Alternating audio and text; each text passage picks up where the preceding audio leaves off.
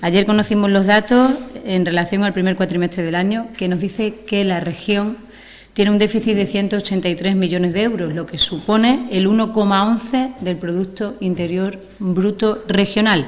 ¿Dónde está la media nacional? En el 0,56.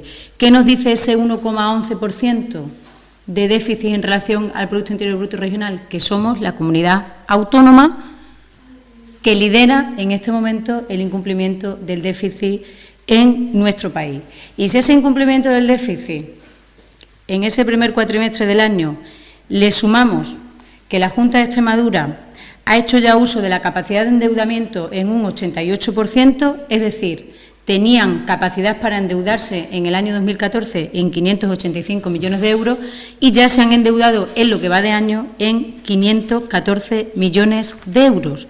Por lo tanto, como conclusión y reflexión, ni cumplen el déficit ni arreglan los problemas de los ciudadanos. Dicho de otro modo, creemos que en el año 2014 no van a pagar a nadie, ni van a pagar proveedores, ni van a pagar subvenciones, y lo único que están haciendo y generando es engordar esa bola, esa pelota, a la que le dan patadas hacia adelante hasta el año 2015, y ya veremos quién arregla esos problemas.